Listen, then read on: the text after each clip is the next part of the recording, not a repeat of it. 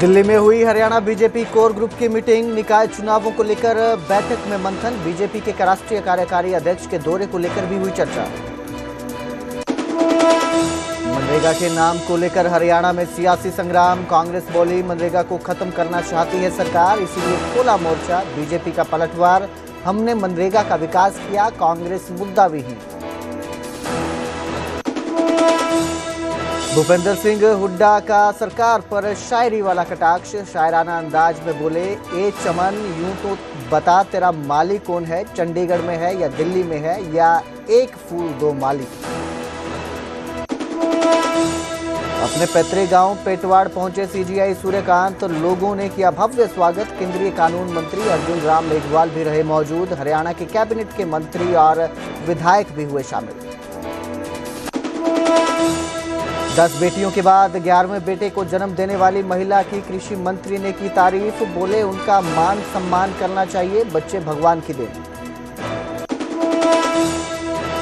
हरियाणा के मुख्य सचिव अनुराग रस्तोगी की बाईपास सर्जरी। 2 महीने तक बेड रेस्ट पर रहेंगे रस्तोगी। नए चीफ सेक्रेटरी की तलाश में सरकार। सुधीर राजपाल और सुमिता मिश्रा के नाम पर चर्चा।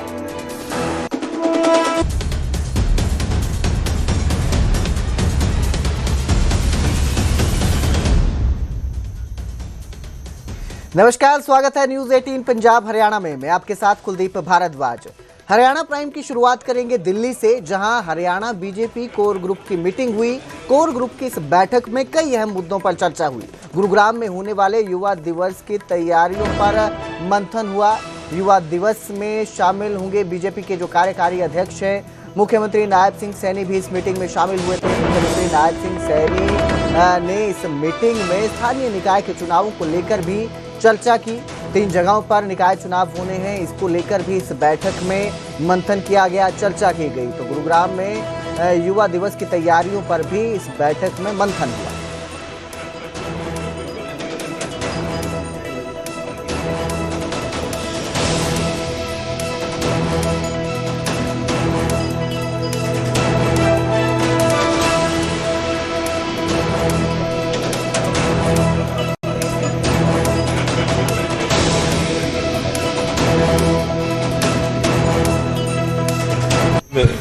राष्ट्रीय अध्यक्ष जो हमारे बने हैं, कार्यकारी राष्ट्रीय अध्यक्ष नितिन नवीन जी, उनका 1 दिन का दौरा गुरुग्राम में है। उस कार्यक्रम का अच्छा प्रभावी ढंग से वो कार्यक्रम हो जाए, उसकी भी चर्चा हुई है। ऐसे सब कार्यक्रमों की चर्चा होती है और आगामी भी इस प्रकार के जो काम और रह गए हैं, बाकी होने वाले हैं, सब लोग उसको ठीक से कराएं।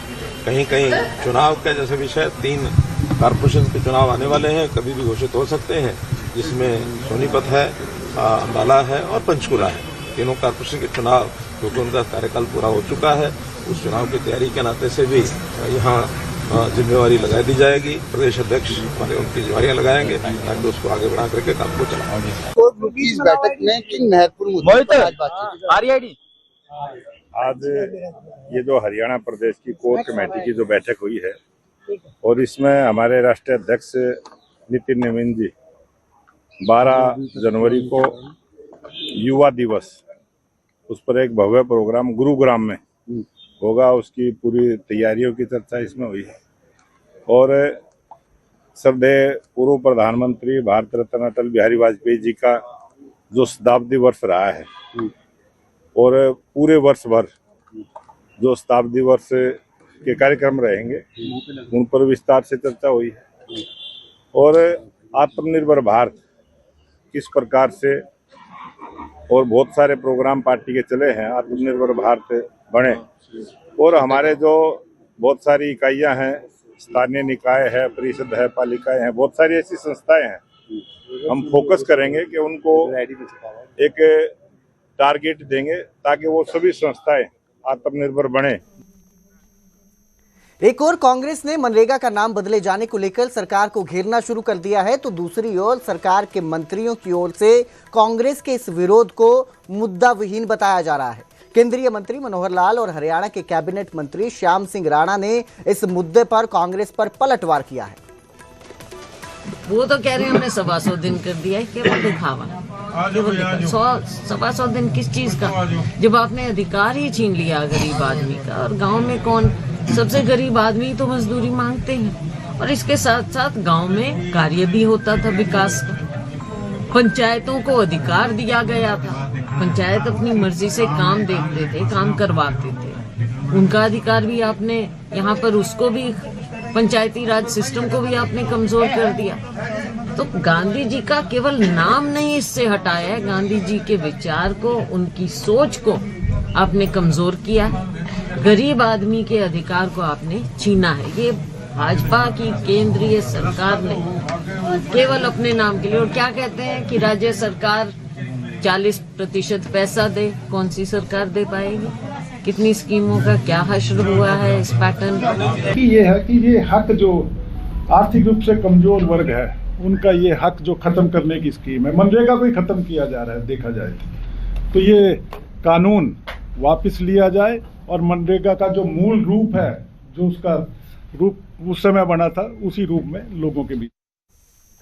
वहीं नेता विपक्ष भूपेंद्र सिंह हुड्डा ने शायरी के जरिए हरियाणा सरकार को निशाने पर लिया है। उन्होंने शायराना अंदाज में सरकार पर कटाक्ष किया है।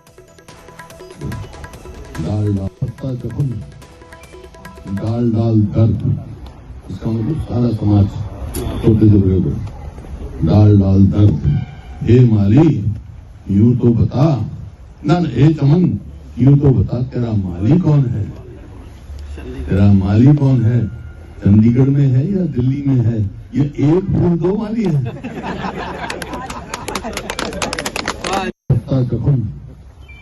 डाल डाल दर्द, इसका मतलब सारा समाज छोटे से बड़े को डाल डाल दर्द। हे माली यूं तो बता, ना हे चमन यूं तो बता, तेरा माली कौन है? तेरा माली कौन है? चंडीगढ़ में है या दिल्ली में है? ये एक फूल दो माली है। हरियाणा दौरे पर सीजीआई सूर्यकांत जो हैं वो पहुंचे हैं। दूसरा दिन है आज उनके दौरे का। सीजीआई बनने के बाद वो अपने गांव पेटवाड़ पहुंचे, जहां पर उनका स्वागत किया गया। केंद्रीय कानून मंत्री अर्जुन राम मेघवाल भी इस दौरान मौजूद रहे। हरियाणा के कैबिनेट मंत्री और विधायक भी शामिल हुए। तो सीजीआई बनने के बाद पहली बार सूर्यकांत अपने गांव पहुंचे हैं, जहां पर उनका सम्मान का कार्यक्रम भी रखा गया है। उनके साथ केंद्रीय कानून मंत्री अर्जुन राम मेघवाल भी मौजूद रहे। वहीं हरियाणा के कैबिनेट मंत्री और विधायक भी इस कार्यक्रम में शामिल थे।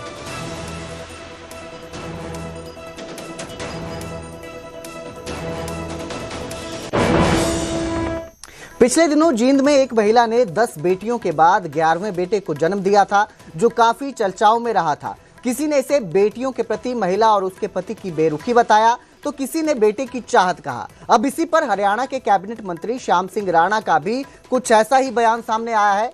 उनसे जब इसके बारे में पूछा गया तो वो ये कहते हुए नजर आया कि बच्चे परमात्मा की देन है। वहीं उन्होंने कहा कि 10 बेटियों के बाद एक बेटे को जन्म देने वालों की जितनी तारीफ करें वो कम है, उनका मान सम्मान भी करना चाहिए। देखिए, तो परमात्मा की देन है। अब जब आप पैदा हुए थे आपसे भी नहीं पूछा, और जब आप जाओगे तब भी नहीं आपसे पूछेंगे। ये जो मरना जीना और पैदा होना, ये तो परमात्मा के हाथ की बात है। और मैं समझता हूँ जहां तक बात है इसकी, भाई इतनी बेटियों के बाद एक बेटा होया, तो मैं समझता हूँ उसकी तारीफ जितनी करें उतनी कम है। उसको तारीफ के काबिल है, उसका मान सम्मान भी करना चाहिए। उन्होंने इतनी बेटियों को अपने पाला और बाद में परमात्मा ने उसका। उधर फरीदाबाद में चोरों ने एक मंदिर को निशाना बनाया और मंदिर से चांदी का मुकुट चोरी कर फरार हो गए। सीसीटीवी में चोरी की ये वारदात कैद हुई है। मंदिर प्रबंधन ने इस मामले में पुलिस को जानकारी दी है। तो चोर जो है इतने बेखौफ हो गए हैं कि अब मंदिरों को निशाना बनाना उन्होंने शुरू कर दिया है और मंदिर में चोरी करते हुए जो है उनका एक सीसीटीवी भी कैद हुआ है। ये वीडियो आपकी स्क्रीन पर आप देख रहे होंगे, जिसमें एक चोर दिखाई दे रहा है जो मंदिर में पहुंचता है और फिर मुकुट उठाकर चला जाता है। जानकारी के मुताबिक ये जो मुकुट था जो है ये 4 किलो चांदी का है। 4 किलो चांदी का है। इसका वजन 4 किलो के करीब है और करीब 10 लाख रुपए इसकी कीमत बताई जा रही है, जिसे चोर चुराकर ले गए। फिलहाल मंदिर प्रबंधन ने पुलिस को जानकारी दी है। जूते तक उतारे हैं, सीसीटीवी में आ रहा है। जूते उतार के अंदर आया है, थल्ली पे चढ़ा है, वहां से और फिर यहाँ ऊपर आया, उसने मुकुट उतारने की कोशिश की पहले, क्योंकि मुकुट टाइट बंधा हुआ था, तो उसके बाद दोबारा से उसने खींचा जो भी, और फिर मुकुट उठाया, सीधा ऊपर चढ़ा है, वहीं से वापस कूद के चला गया। और खाली मुकुट ही उठाया आया है यहाँ पे, वक्त उसने जूते तक उतारे हैं। उधर कुरुक्षेत्र में हरियाणा सिख गुरुद्वारा मैनेजमेंट कमेटी के बजट के बाद से हंगामा बढ़ता जा रहा है। बजट को लेकर अब बलजीत सिंह दादूवाल ने श्री अकाल तख्त साहिब को पत्र लिखने की बात कही है। उन्होंने कहा कि इस मामले को सिख जुडिशरी कमीशन के सामने भी रखा जाएगा। वहीं उन्होंने आरोप लगाया कि घपला करके ये बजट पास करवाया गया है। हालांकि इससे पहले जगदीश सिंह झिंडा ने दादूवाल को हरियाणा सिख गुरुद्वारा मैनेजमेंट कमेटी से बाहर का रास्ता दिखाने का भी ऐलान किया था, जिससे दोनों के बीच तल्खियां बढ़ती जा रही हैं।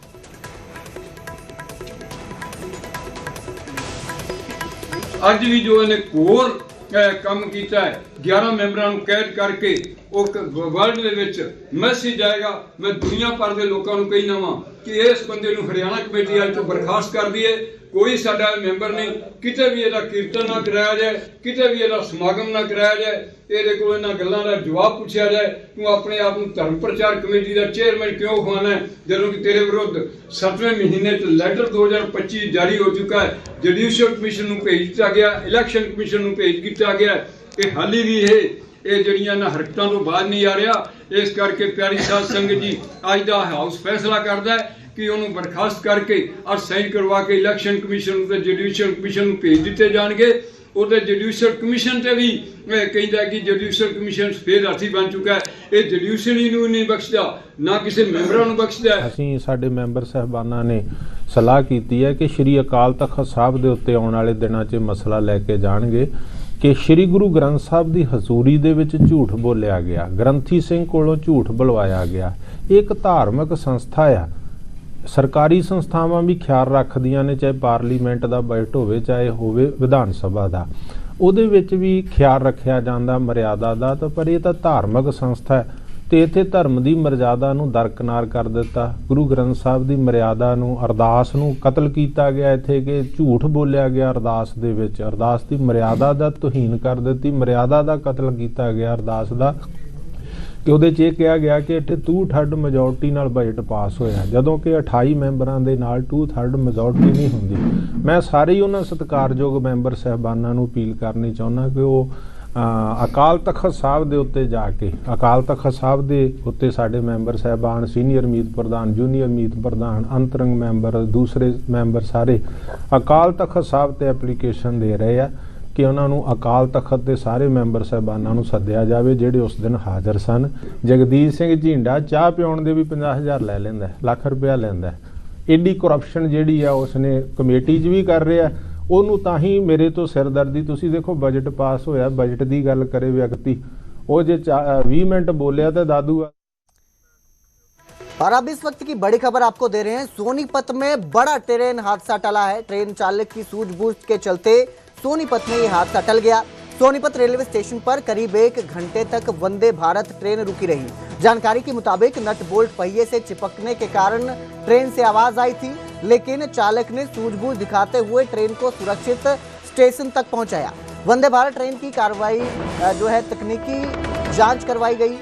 सोनीपत में रेलवे ट्रैक काफी देर तक बाधित रहा। करीब 1 घंटे बाद ट्रेन दिल्ली की तरफ रवाना हुई। तो अमृतसर से दिल्ली ये वंदे भारत ट्रेन जा रही थी, जिसमें नट बोल्ट चिपकने की आवाज सुनाई दी थी, जिसके बाद जो है ट्रेन चालक ने सूझबूझ से इसे रोका। मेरे सहयोगी नितिन अंतिल मेरे साथ फोन लाइन पर जुड़े हैं। जी नितिन, क्या ये पूरा मामला है और किस तरह से पता चला कि ये जो नट बोल्ट हैं ये चिपक गए हैं पहिए के साथ?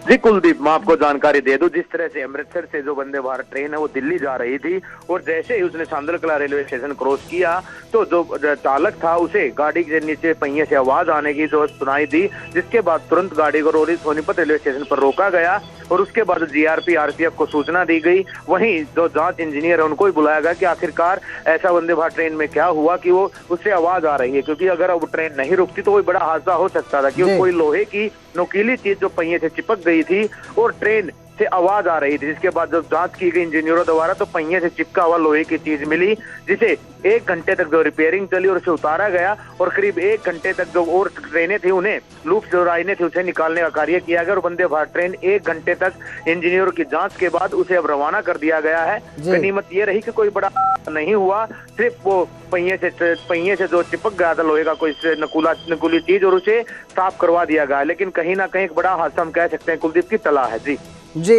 जानकारी मिली है कि ये जो चीज है ये किस तरह से चिपकी, क्या ये पटरी पर पड़ी हुई थी या पहले से ही चिपक के आई थी? जी बिल्कुल, जो वंदे भारत ट्रेन के जो ड्राइवर हैं, जो उन्होंने आरपीएफ को सूचना ये दी है कि जो स्टेशन था, जो सांदलकला रेलवे स्टेशन क्रॉस करने के बाद रेलवे ट्रैक पर 3 से 4 अज्ञात बच्चों ने खड़े दिखाई दिए थे और अंदेशा ये लगाया जा रहा है कि उनके द्वारा ट्रैक पर कोई वस्तु रखी गई थी और जिसके बाद जैसे ही वंदे भारत ट्रेन उसके ऊपर से गुजरी तो वो पहिए से चिपक गई और उसके बाद जो ट्रेन से आवाज आने शुरू हो गई और उसके बाद ट्रेन को रोका गया और फिलहाल जो नट बोल्ट हो पहिए से चिपका होता था उतार दिया गया और ट्रेन को रवाना कर दिया गया। जी बहुत बहुत शुक्रिया इस तमाम जानकारी के लिए। तो फिलहाल जो है ट्रेन को रवाना कर दिया गया है, लेकिन बात यही है कि ये चिपका था, कहां से चिपका था, ये जांच का विषय बना हुआ है।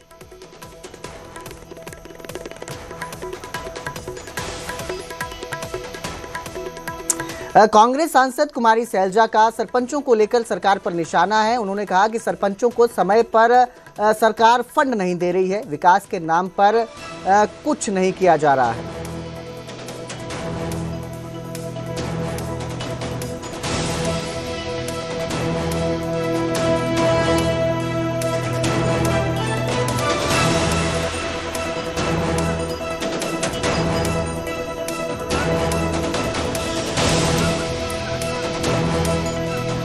तो हरियाणा में नए मुख्य सचिव की नियुक्ति होगी। मुख्य सचिव के लिए 2 नामों पर चर्चा तेज है।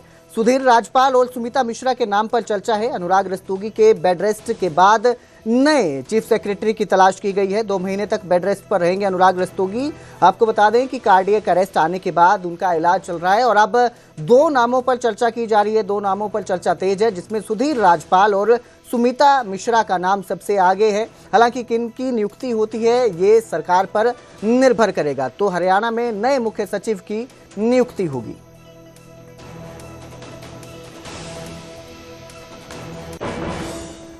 पंचकुला में हरियाणा के डीजीपी अजय सिंघल की अध्यक्षता में 68वें स्टेट एम्पावर्स कमेटी की उच्च स्तरीय मीटिंग हुई। इस मीटिंग में एससीआरबी, टेलीकॉम, एनआईसी और हाई कोर्ट से जुड़े कई अधिकारी शामिल हुए। बैठक में राज्य में पुलिसिंग से जुड़ी तकनीक प्रणालियों की प्रगति का आंकलन किया गया। इस दौरान मौजूदा चुनौतियों पर भी चर्चा की गई और आगे के लिए भी रणनीति तैयार हुई। CCTNS crime criminal tracking network system, ये पिछले जो का प्रेजेंट स्वरूप ये पिछले 5 सालों में हम इम्प्लीमेंट कर रहे हैं। इसमें दोनों अपनी सेंट्रल गवर्नमेंट और स्टेट गवर्नमेंट इन्वॉल्व है और इसकी समय समय पे इसकी कमेटी की समीक्षा की जाती है। जो अभी